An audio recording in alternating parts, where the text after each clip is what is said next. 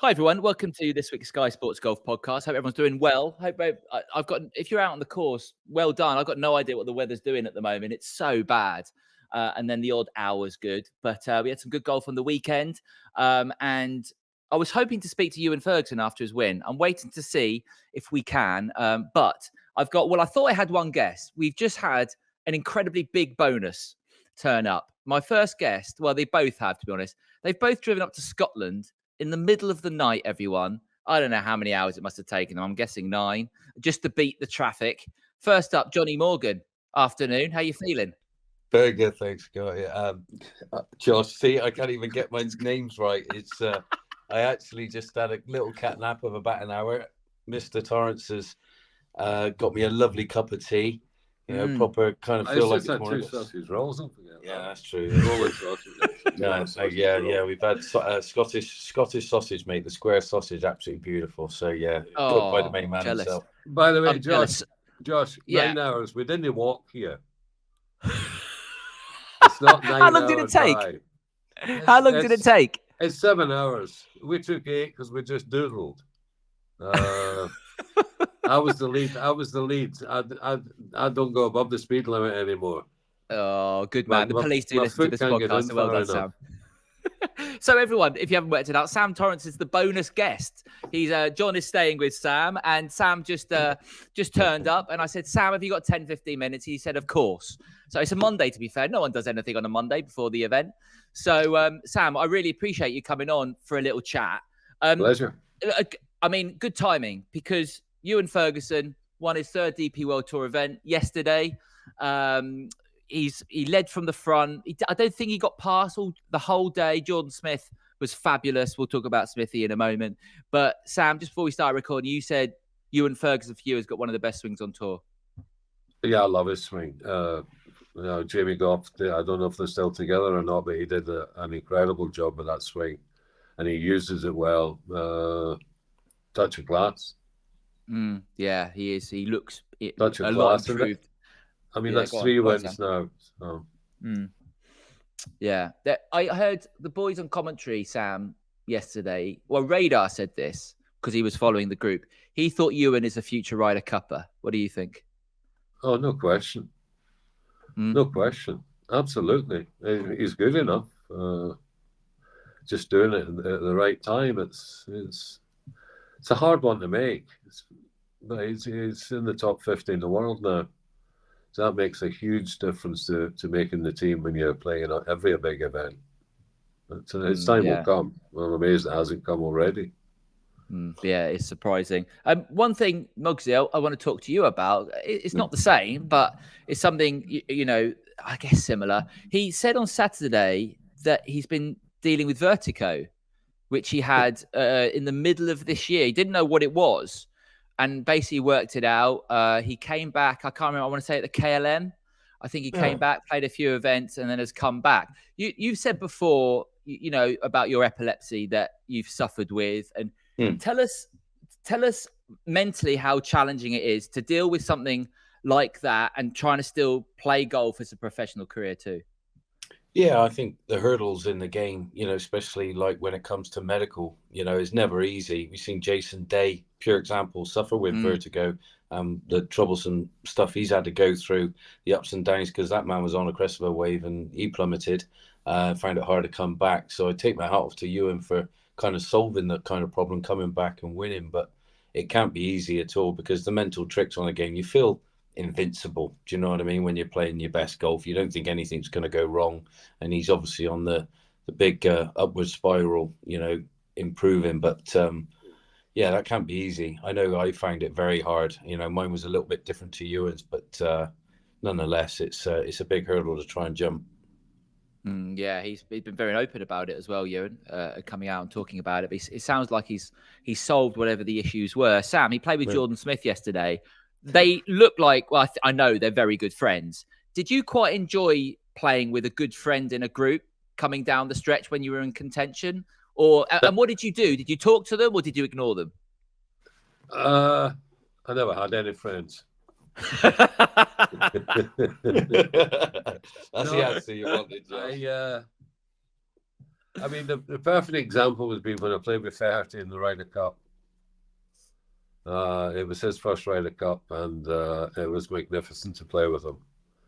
You know, we'd discussed the Ryder Cup so often in the past prior to him making it, and then he was there, and it's very difficult to explain what it's like, but it's hard in a way. You need to be really, really selfish not to feel for some of your best friends if you're playing with them. I mean, you can feel for them, but you've really got to get on with your own job. That's the key part. I enjoyed their company. You know, there's never going to be any hassle when you're playing with a mate. You know, there's no animosity or anything going on, or gamesmanship, whatever you like. It's just a true test of golf. You out and play your best, and I give you an example. Playing in the English Open at the Belfry, and playing with Seve and Mark James in the last round. And Jesse's one of my best ever friends. And he's one behind Seve, but I was 3 ahead of Seve, round about the 8th hole. And his head's down, he's like the Blackpool sailor walking up the field. And I just sidled up myself. I said, what on earth's wrong with you, Jess? I mean, you're one shot behind second. I'm just, of course, thinking I'm going to win it. I said, you're one shot behind Seve. Is second no place, no good enough for you? Come on, get your finger out. And of course, he beat me in a playoff, so I never did that again. Brilliant. Oh, that is superb. But I liked playing with people I liked. Very, very few people that I didn't like on tour. You know, it's such a great place, a great environment for people getting found out if they're not, kosher or well liked. They soon get told on tour, and it solves a lot of things for a lot of people. Just being sort of told to their face, "Look, pal, you're on your own out here. If you don't sort of be a nice person or be just congenial and friendly, you'll get sort of isolated and you'll have no friends." And they soon learn. Yeah, I mean, Mogsy, especially, you're out on the DP World Tour a lot. For me, when I'm out there, it does seem like everyone is friends with one another. I don't really hear of any animosity, nothing like that. Everyone just seems so nice, and just appreciative of everything. Josh, that's down to what you're doing, what you're playing in golf. It's not like tennis, where every week some poor guy's got Federer or Djokovic or Murray or Nadal in the first round, and it's in or out, it's knockout. Tim Henman's a great friend of mine, and we often talked about this, that you just had to beat them. There was no real friendship there. Stephen Henry, another, he's a very good golfer. Stephen, he didn't care about the other snooker players because he had the job to do. But in golf, I mean, you could shoot 61 the first round, I shoot 75. Well done, you got me about 14 shots, but you haven't beaten me yet. There's still 3 days where I can still catch you. So it's a lot more friendly than some sports. Yeah, very good point. Well done, Ewan. I just want to talk about one of the runners up, David Michelizzi, the Australian. He was fantastic. He finished 4 under for his last 3 holes. It was incredible. But I want to talk about Jordan Smith, because anyone who listens to the podcast the last few years knows what a big fan I am of Jordan. Mogsy, I'm going to make a statement here. Okay. Go on, then. Jordan Smith has the best swing on the DP World Tour. Discuss. I would have to say you're spot on. There's no, to me, over the last, I would say, 8-9 years I've known him, coming through the Europro Challenge Tour onto the main tour, I've never seen anyone make it look so easy and so simple. Yeah. And I know Sam's a massive advocate of great swings. Obviously, his dad was one of the best coaches ever. And but I mean, I'm sure his dad would probably echo it. It's just a fluid, lovely, simple motion. It just looks like nothing's ever going to go wrong. Obviously his only little flaw that he does have sometimes under pressure, he just misses a couple of putts. Once he gets over that, I think he'd just win an absolute boatload. I really do. I think it'll be relentless how much he wins. But it's just his swing. It's just picture perfect for me. Every time I see it on the range, it just looks amazing. I just want to stand there and all for about half an hour and just gaze at it. Me too. in envy. Do you know what I mean? Just in envy. Yeah. I wish I could put one swing like that on it myself. Oh, shut up, Muggsy. You still hit it about 305 in the air. Well, I get lucky now. That's where 5 out. No, exactly. I've played with, trust me. Sam, I've played with. So people ask me, look, I'm a single finger handicapper. I'm not John Standard. People go, who's the best player you've played with? Every time I say Johnny Morgan. He is the most talented player I think I've ever played with, Sam. I don't know what you think. I don't know about that. Sorry. He's Mr. Self-depreciative, you know. You can't use a woman. You can't give him a compliment without arguing about it. He's a magnificent player. He's ridiculous. Still hits a mile. Mate, you made me. Yeah. Okay. Thank you, guys. Well, I mean, his epilepsy was a huge reason for why he didn't go on to superstardom. To be honest, I think so. Yeah, I think so. And John's admitted that before. Look, with Smithy, obviously, a good swing doesn't mean wins and good results. His putting has definitely improved, Muggsy. You brought it up, which definitely. I know he knows it's an issue, but it's improved a hell of a lot. Sam, Radar said about Jordan Smith, he could be a top 50 player in the world. What do you think? Oh, comfortably. I mean, when you swing it that well, it's... You could sit here and we could be discussing, well, what's he missing? What's he doing wrong? Why is he not winning 3 or 4 tournaments a year? Who knows?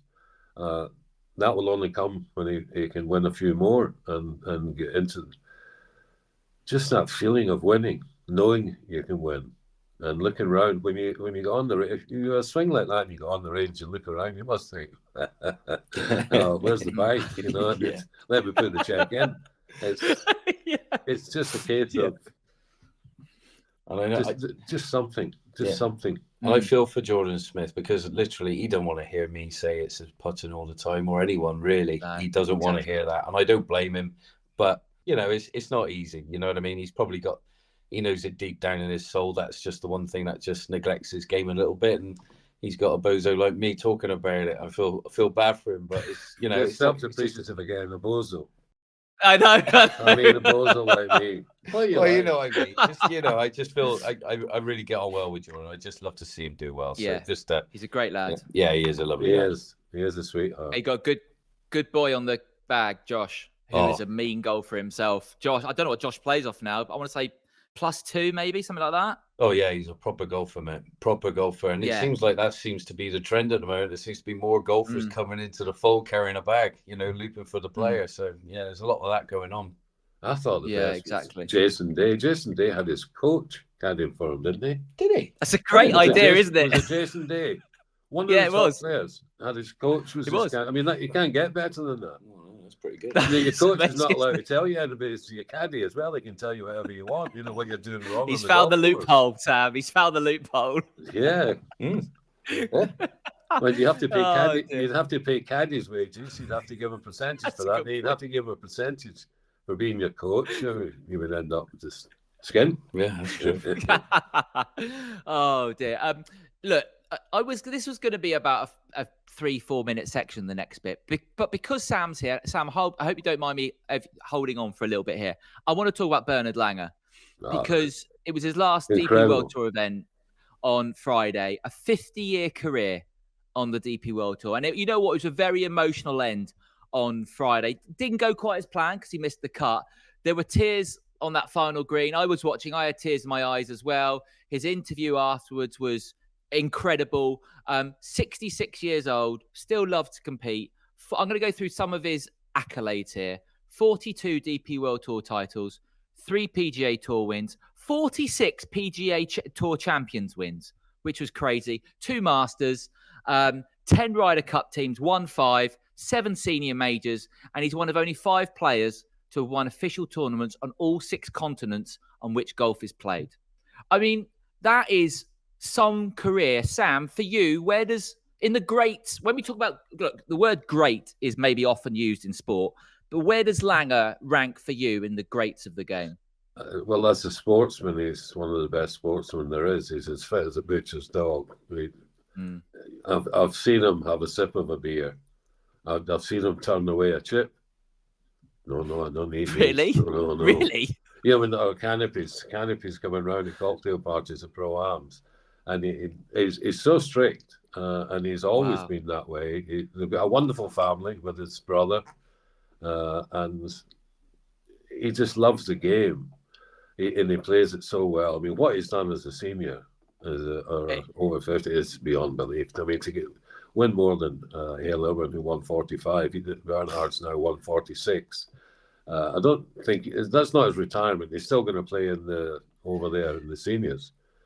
Yeah, I think he's probably going to still win another 5 senior majors, I reckon, Sam. Oh, well, yeah. Before the age of 70. It depends how many he wants. Exactly, I know. No, he's an incredible golfer, and he's never changed. You almost every shot he hits, you think he's blocked it right. Yeah.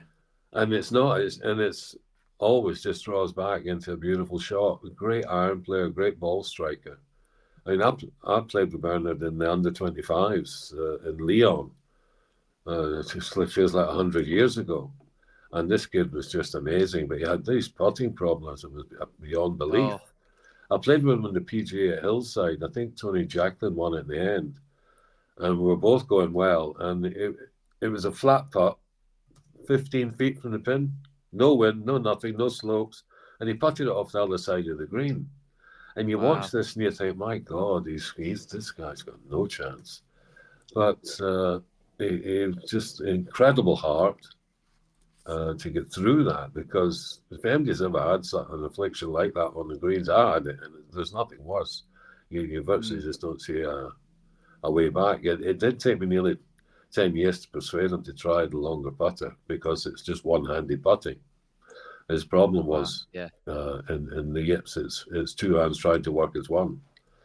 So all the funny grips he used to do up his arm and stuff like that would work for a wee while. He just hit one bad putt with that method and you're back to stage one again. But no, he's an incredible human being as well. Yeah, I've not met him yet, but everyone just says he's one of the nicest people in the world. He's always got time for people. Sam, just go back to look. Whenever I hear the word yips, I hate using the word, but Bernhard is always the one that comes to mind, because me growing up watching golf, I remember that happening. Can you just mention a little bit there, how you would have obviously spoken to Bernhard about this a lot, just how bad was it for him, and how did he get out of it as well? Well, sheer determination and will, and found a method. Like I found a method. I had an extra 10, 15 years on my career because of the long putter. I've been able to use that. Just a fighter, that you can't last as long as he has in the game and continually win without being a great fighter and sort of brushing off things that are wrong with your game. Yeah, he was unbelievable. Sam, I'll come back to you in a minute. Mogsy, you told me earlier on WhatsApp, you said you've played with Bernhard before as well? Yeah, when I had my PGA Tour card, they were playing down in Miami at Doral, 4 championship it was. And I got drawn with Berhard Langer, first 2 rounds. Couldn't believe it. And another guy called Fulton Allen, who was a lovely player, but a crazy man. I think he broke about 6 clubs in 1 round, Fulton Allen, guy. But you had polar opposites. There I was, kind of mutual in the middle. Mutual in the middle with your blue hair. What? All right. Yeah. Cat backwards. Cat backwards. Beamer looking at me going, what are you doing, Moggs? And then who's this guy? Yeah, and then you got Fulton Allen and Berhard Langer either side of me, and Fulty's completely lovely and wild and stuff, and then Bernhard really reserved and quiet and nice, going about his business.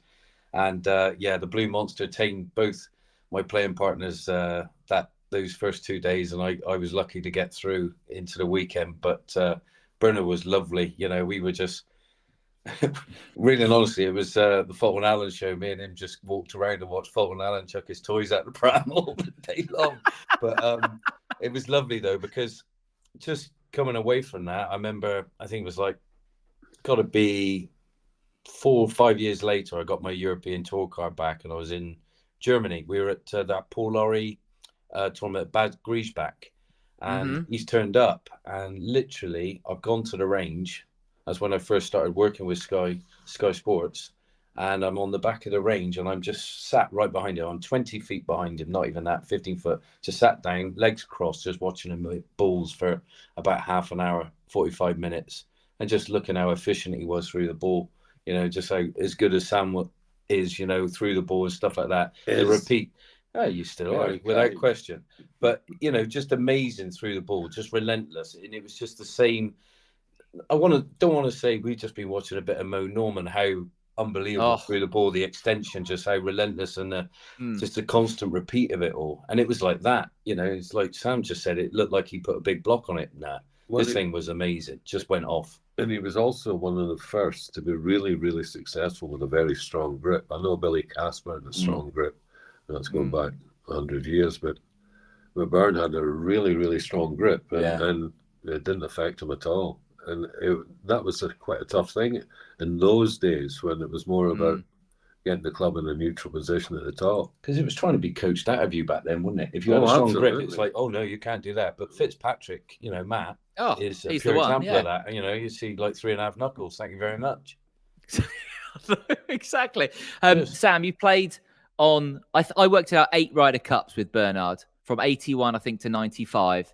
I think you won 2 or 3, I think, and you had the tie as well. Tell us a few good stories, if you've got any, about Berhard in the Ryder Cups, because obviously you were both so influential, you especially, with a certain winning putt. But what were your memories with Berhard in those Ryder Cups? Well, there's a great one. It's a reasonably well-known story, but I'll tell you again, just in case. Please do. You haven't heard it today, so I'll tell you. It's a practice round in the Belfry, and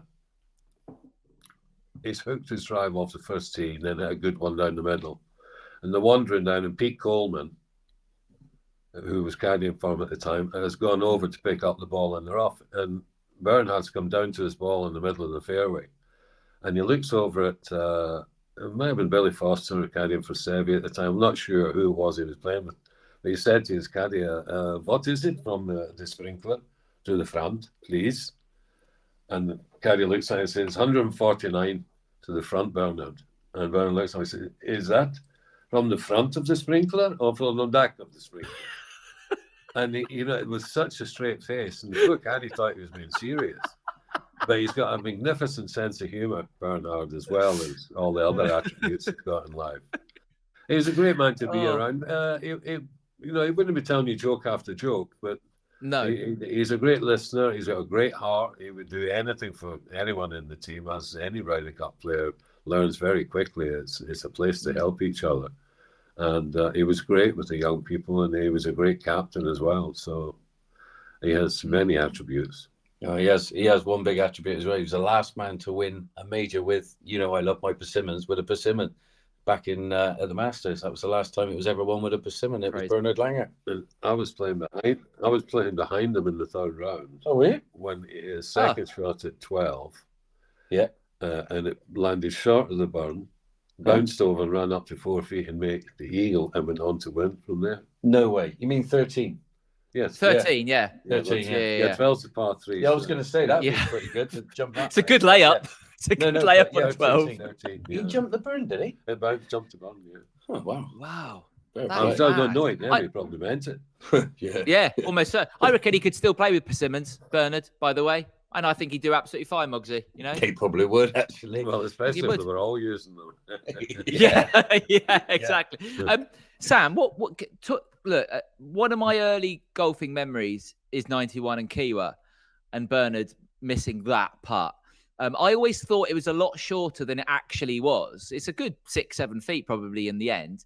Tell us Five and a half feet. Yeah, honestly, the first mistake is that he was giving Erwin his putt. It was about 18 inches, 2 feet, and I love Hale Erwin. He's an amazing man, but he just wanted a clear mind to hit this putt, and there was a spike mark on his line, and he tried to play it just outside the spike mark to get it in, and it didn't happen. The thinking of the man, he's so strong-willed, and it broke his heart more than it broke ours.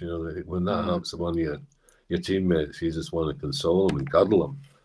But see, Sam, that's just part of the story I've never heard about the spike mark and trying to dodge that through the putt. See, I've never heard that. People at home, you see, there you go. I never knew that. That's the first time I ever. So you got to give the benefit of doubt to Berhard on that one, haven't you? Poor bugger. Sam, what was the dressing room, whatever you want to call it, like after 91? That day, that Sunday. Kiwa. Yeah. It was fine. It was nothing like the war on the Really? shore that they say. No, absolutely Okay. not. It was magnificent. It was quite a strange one because there was almost a mile between the 9th green and the 10th tee. So when we jumped in the buggies and go to the 10th, you know, it's a completely different crowd for about 5-6 holes before the crowd that was with you could catch you up. But great atmosphere. A lot of people thought that Hale Irwin's ball on the 18th was thrown back on the fairway. It was not at all. There was so many people there that were on the fairway, and the ball landed. It would look like it had pitched right in the middle of them, which it did. But they were actually on the fairway, so there was no skullduggery going on at all. It was a great Ryder Cup, played in great spirits. One of the best. One of the best, I think. The war on the shore was not right, and Corey Paving getting stick about wearing the camouflage hat.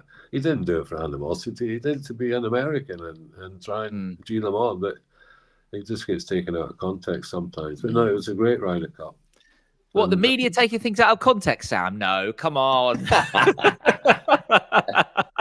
I didn't say that. Never. Well, I'm glad you did, Joe. Yeah, exactly. I know. Yeah, I know. And I think the last one you played together was '95 at Oak Hill, which you won. Yes. So that's a nice way for both of you to finish on the same team. Yeah, absolutely. That was my best Ryder Cup. But we're not here to talk about me, but that was. Oh, you're here, Sam. Come on. I mean, Philip Walton in the 18 was just magnificent. Great. Nick Faldo. So Nick Faldo with Curtis Strange. Curtis 2 up with 2 to play, and hits it. Faldo hits it in the bunker in 17, gets it up and down. And Curtis hit a perfect drive down 18. Faldo's in the rough, and then he lays up Faldo. And it just runs into the first cut. And he said he was delighted with that because it wouldn't have so much spin on it. I mean, how the man thought was just beautiful. But a great Ryder Cup. Yeah. You and Rocker, 2 for 2 in the foursomes. I've still got the bruises. Well. I've still got the bruises. When he had a hole in one. He had a hole in one. And he gave me a bear hug. Honestly, God, mate, I don't know how to tell you what was coming out of my ears, but he gave me bruises for weeks. Honestly. And no, we weren't 2 for 2. No, I think we lost 1 and won 1. We won 6 and 5 in one match. I think that was in the 4 balls, I think. Yeah. Our Friday 4 balls, you lost to Jeff Maggott and Lauren Roberts. But the others pretty decent. So and then you beat Lauren Roberts in the singles as well. Boss of the Moss, yeah. Boss of the Moss, yeah. Not with that a day. nice thing happened with him. I think I don't know what hole it was on 7th or the 8th, and he hit his second shot in the water short on the green. And of course, I followed him in like an idiot. So I've taken my ball back maybe 30 yards more than him, and I've dropped it, and I'm about to play it. I've had my practice swing, and he's 30 yards in front of me now. And the referee comes out and says, "Mr. Torrance, it's not your shot, it's his shot." And I'm like, well, how can that be? I'm 30 yards further away. The rule is, and I didn't know this rule, when you're in the water hazard, it's whose shot it is next is who was furthest from the hole in the water hazard, not where you dropped it. Back. Right. And then he hold it. He hold it. Oh, and it wasn't enough. No, exactly. Not enough, Lauren. Unlucky son. But so I mean, Berhard Langer, just the tributes that came in. I mean, Marcel Seam came in on commentary Sunday, and he was pretty emotional as well. You could hear it in his voice. Great win for him too, Marcel. He came on last week for 15 minutes with me in his car, and we chatted. I love Marcel so much. He just awesome. Is so. He's great. He's really great. People love him, and he's at the Open in a couple of weeks. He's gonna have one of the biggest groups, I think, following him the first few days because people love Marcel so much. Yeah, he is. There's not enough people like Marcel on tour as well. Mate, I think there should be a rule. If you don't celebrate like Marcel, you should be fined. Do you know what I mean? If you win a tournament, if you don't show emotion, raw emotion, anything like that when you've done the business. Yeah, come on. You can't say that in the same breath as giving Berhard Langer all these compliments. Well, didn't get much emotion out of Berhard. I don't know about that. You've seen some fist pumps along the way from Berhard. No, but that was one of his greatest assets. True. It was a flat line. There was never any high, low. When you get really excited about stuff that's going on there, your heart rate goes up, it goes down, it goes up, it goes down. I didn't learn this until I probably had stopped playing. There's so much like Freddie Couples, people like that who just went along and played golf hand in hand. I would argue that's why Scotty Scheffler is top of the shop at the moment. The guy is just he is like that. You don't see anything from Scheffler at all. Anything, even going to jail. That didn't deter him. He got out, didn't he? He got out. Yeah, he got out. But still, the guy is. No, he's an incredible human being, isn't he, Sam? Incredible, and incredible few years he's having. But you can't compare him to Tiger. Not yet. Not even close to not yet. Not even close to not yet. Tiger.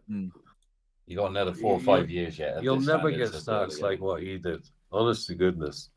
I mean, even just the WGCs, they were virtually a major. They weren't a major, obviously, but the fields they got were the best that were out there every time. And he won 23 of them. The next best was 3.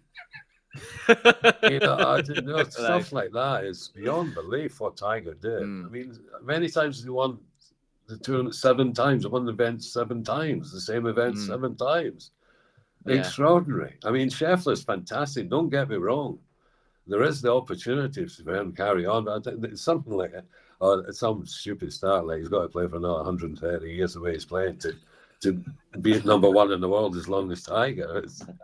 I'm not taking anything away from Scheffler whatsoever, but I think people are just getting a wee bit carried away when you start putting up captions of 6 times he's won this year, Tiger won 6 times this year.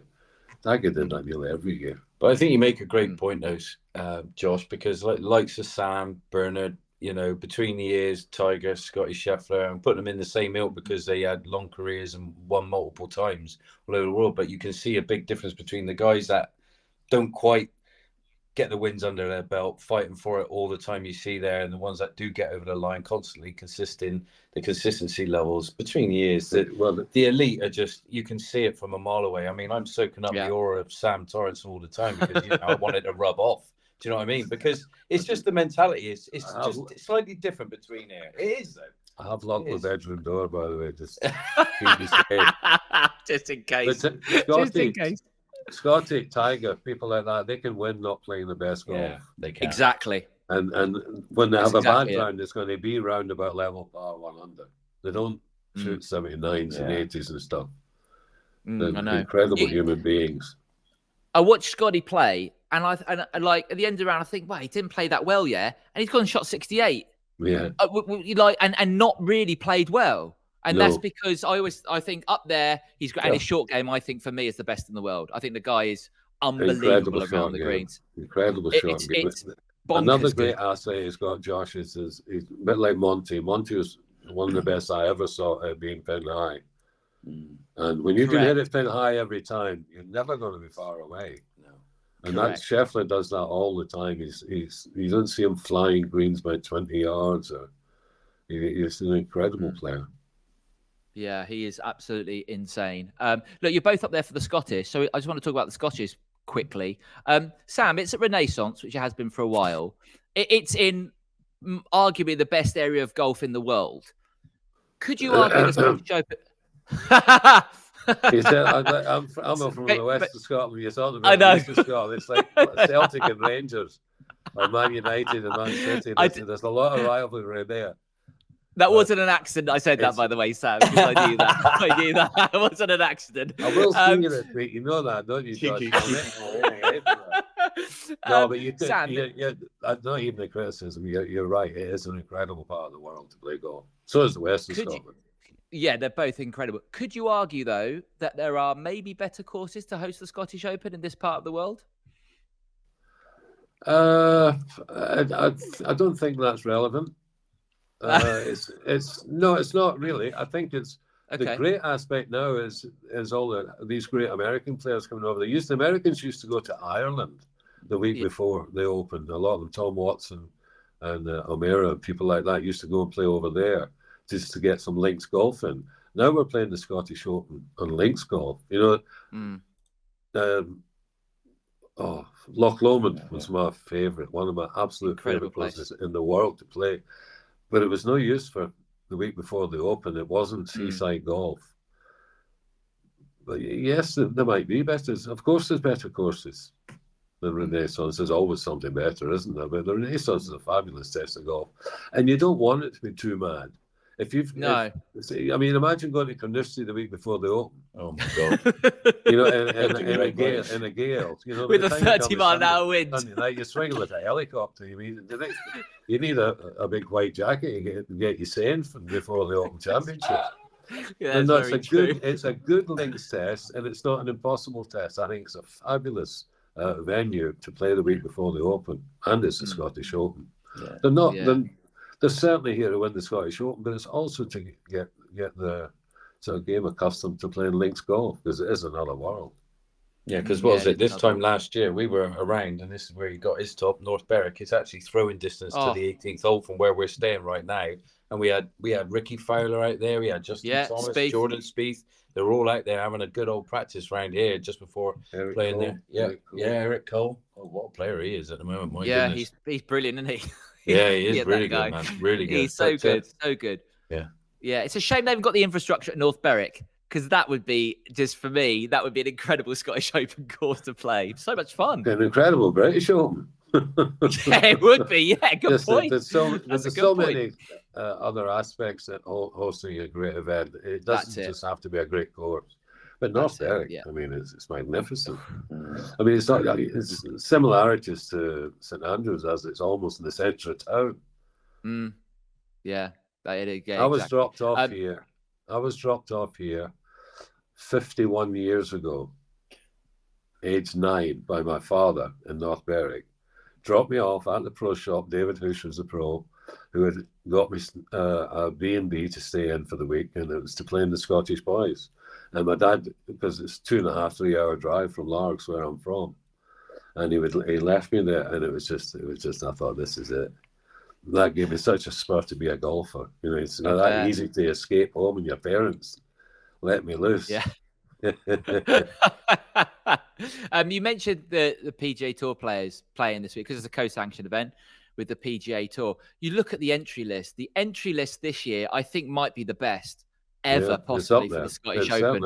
It's really up there. So just to name a few: Victor Hovland, Rory, of course, is playing, Max Homa, Wyndham Clark, Tommy's playing, Ricky Fowler, PJ Champ, Xander Schauffele, Corey Connors, Colin Morikawa's playing fantastic, Spieth, Thigala, Ludwig Oberg, JT. I mean, I could go on and on and on. Alex Noren playing for, of course, Ewan Ferguson. Yeah, he lives about 40 minutes down the road. And the Open champion, Brian Harman. Yeah, I know Brian Harman. It's a sensational.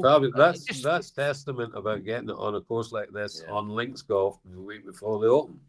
We used to play the Irish Open at Portmarnock the week before the Open, and they loved that. That was a great time. I was there a few weeks ago. It's just magnificent. I think they had the ladies there, the ladies amateur there, didn't they? The women's amateur, yeah. Yeah, and you should have seen. I don't know if you saw the conditions for the final. I mean, brutal. 30-mile-an-hour winds. It rained the whole time. And the woman that won, she carried her bag for 36 holes in that weather. I did the you did the commentary. And literally, that was the first thing I said. She's carrying her own bag. Why didn't no one grab that bag? She didn't want it. She wanted to do it all on her own. Absolutely. And she had to try and be like an octopus, though. She had the rain coming in. She was trying to put the brolly inside the bag, face the wind everywhere she was doing. I mean, it was unbelievable, the task. I mean, it was ridiculous. I just thought, she's going to come undone here. But no, she dug deep. She was like a little terrier. She's just biting at the ankles, and she's just gnawed away, and she got the job done.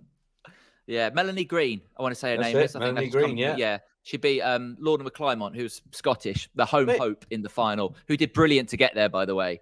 She did amazing to get there. I honestly thought she was going to win at McClymont, but Green, amazing. She wasn't even going to play the event. She was coming over for something else the week after, and then her friend just entered her and said, "You're playing in the ladies amateur." She rocks up and wins it.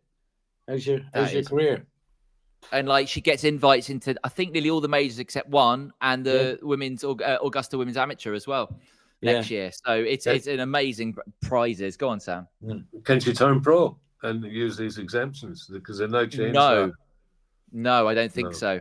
Why not? So I know. Come on, ladies, get a grip. Come on. You want, I know. Want more top women's golfer as well as men's. If you've earned an exemption into these great championships.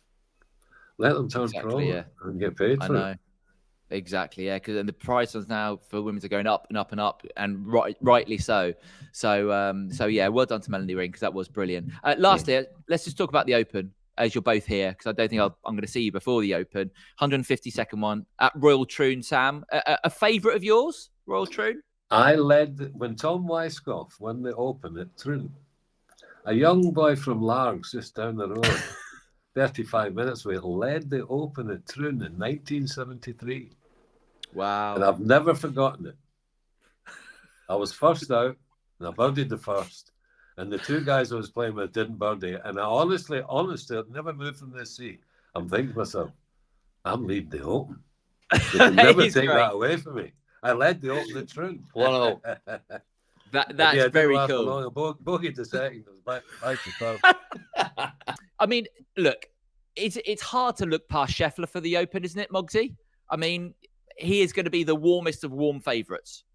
Yeah, I mean, when you go pound for pound, if you want to go by, if you all the stats rolled into one, but we are talking links golf, aren't we? We're talking a different kettle of fish all over again compared to the kind of courses that he's been playing and dominating like we've been seeing this year and last year. I think the field's more open, massively more open, especially hard bouncy, which I think it might be as well. A bit of rain's fallen. Maybe it might be a bit soft out there. I mean, Sam knows the golf course like the back of his hand compared to me. I mean, I witnessed it with Mickelson and Stenson, which, I was doing open radio that week, and I just never seen a duel like it, like you made reference to. It was just ridiculous golf. But flat calm. Exactly. Yes. The elements that an Open Championship brings in is there's no other event in the world like it. No. I mean, the US Open, yes, you can get some horrific conditions, but you're in Scotland here, or England. I think Ireland, but it can be horrific, and it very much can be 4, 5, 6 shot swing, and playing in the morning or playing in the afternoon, and that's just things you have to contend with. But Scheffler's got a great mind; he's got a great game. I think we definitely get a European British winner this time. That's my bank. Oh, you think so? Yeah, I do. I really believe it. I think momentum's in our favour. Shane's playing well. Just saying, Shane's playing well. Yeah, that's what I mean. But I think momentum's in our favour, mate. I really do. I feel the vibe at the moment. I really do. I can't see past that. That's just my personal opinion. Anyway. Nobody's playing better than Rory. Really? Oh my God, I love it. I love it. How he didn't win. I was going to ask about US Open. I'm assuming you won. Was beyond belief. I mean, that putt he had, the second one at 18. I think that was a hard putt, Sam. It was very much like Hoke's putt in the Masters. Yeah, with absolutely. Yeah, you just tweaked that a fraction, and it's 5-6 feet past, and it didn't. I mean, we saw that putt from the perfect camera angle. It started a good 3 inches left of the hole, and still missed right from 2 feet. Extremely difficult, and the poor wee soul. I mean, it's the same thing as St Andrews.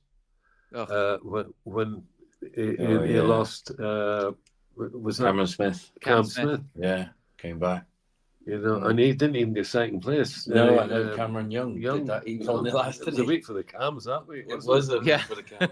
Yeah, it was. But Rory's, I don't think he's ever felt better. I don't think he's ever swung it better. Yeah, and he's a very disciplined human being. He'll be tough. I think you're right. Bob on. He's obviously this week coming back to the site of that 2-iron on the 72nd hole, which for me, was it better than Bob McIntyre's 3-wood? Now, this is the question I asked on the podcast the week after, because I think Bob's shot was arguably better, but a lot of people are saying, with you. Of course it was. I guarantee you. Yeah, but Josh, I guarantee if you ask Rory which was the better shot, he'll say Bob. If you ask Bob who was the better shot, he'll say it was Rory, because they're two nice, modest guys, and they probably won't want to put it on themselves. But if I had the little edge from the angle that he was in the rough, 3-wood, cutting it, holding up into the breeze, for me, it was just the edge was Bob, and Bob hit it after distance closer as well.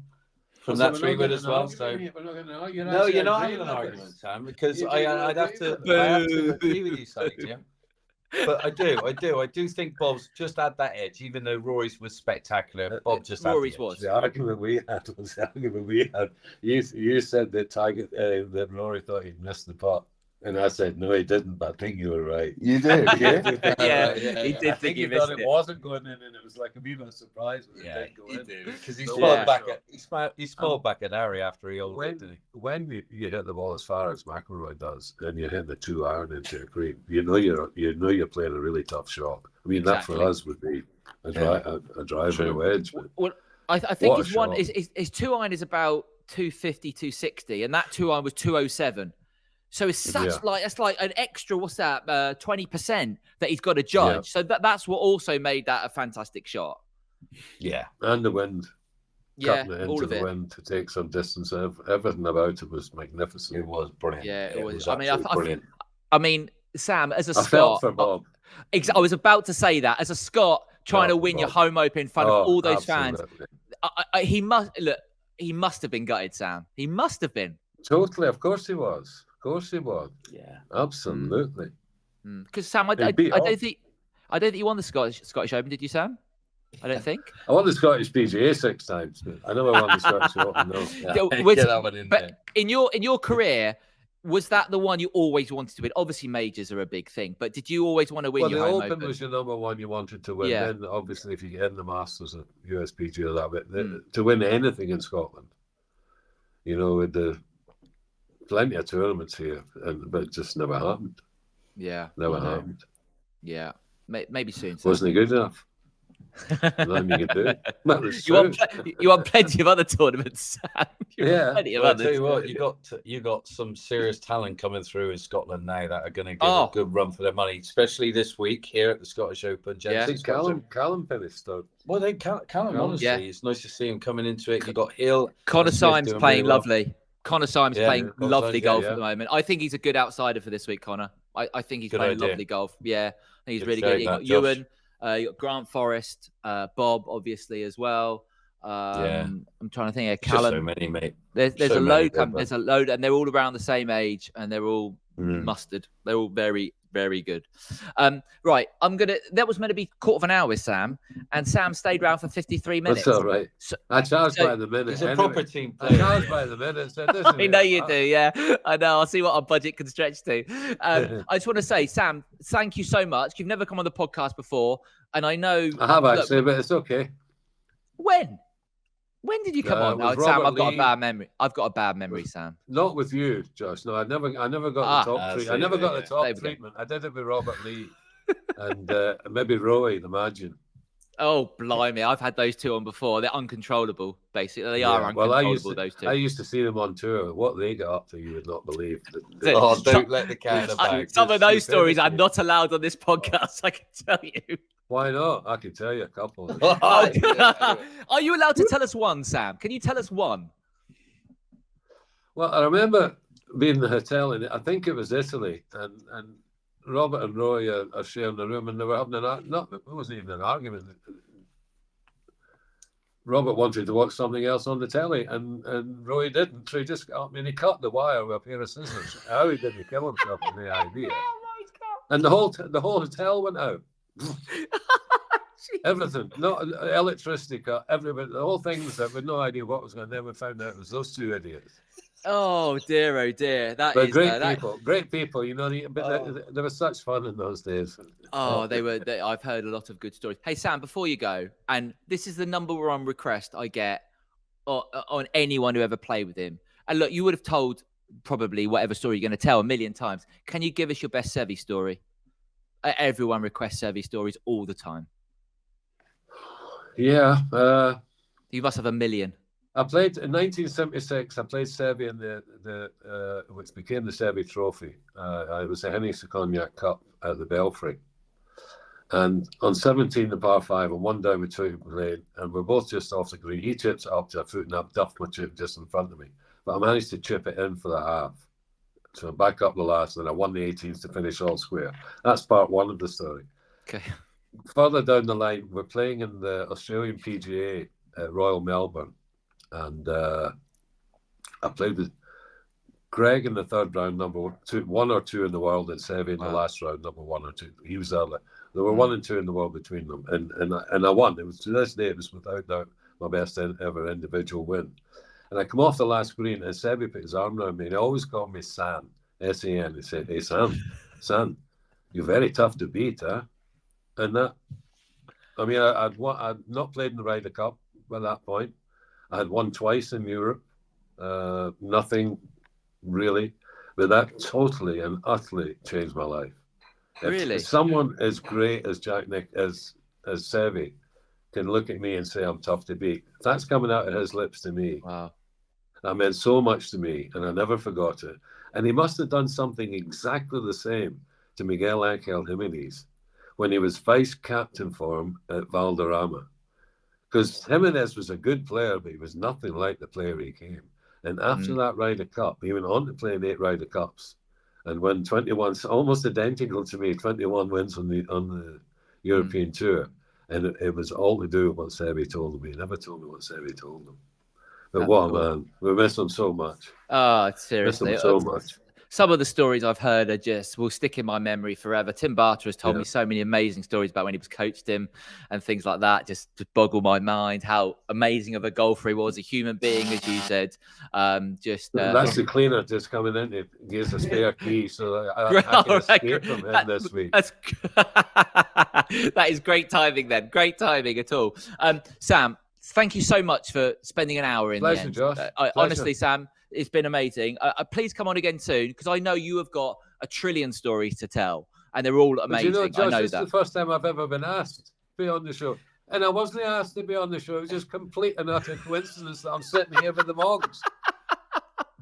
So try and give me a call now and again. Sam, I would love that, Sam. If you could do that, I would love it, honestly. And Moggs, well, both of you, please get some sleep. Because you haven't slept basically in the last 30 hours or so. So I don't know how you're still awake, to be honest. So thank you so much. For the love of the game, Josh. For the love of the game, love it, mate. When I did my first ever commentary, I like to be tippled just to relax. And I'm heading back to my room. It's about 11:30. And I'm thinking, no, I need to go to my bed now. So I'm standing at the lift and the door's open and it just suddenly hit me. I've only got to talk. Back to the bar. We'll be fine. We'll get enough sleep. We'll relax. And it's only Monday. It's only Monday. I could tell you a few other people have done it like that as well, Sam, I reckon, knowing they're not in vision. As well. True. Right, both of you, I'm going to let you go. Thank you so much, and we'll speak soon. Top man, Josh. Thanks, Josh. Thanks for having us, mate.